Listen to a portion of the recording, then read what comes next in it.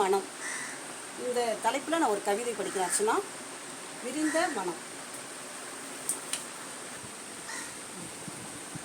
விரிந்த மனம்.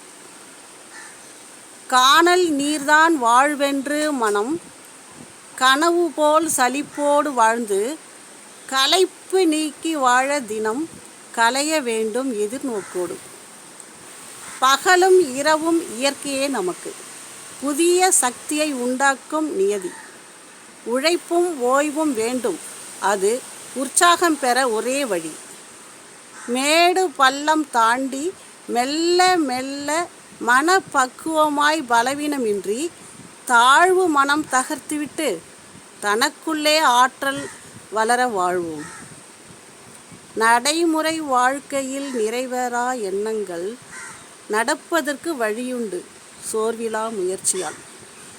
சமநோக்கோடு பார்க்கின்ற மனப்பக்குவமே சமத்துவத்தால் சாதித்து விடலாம் எதையும்.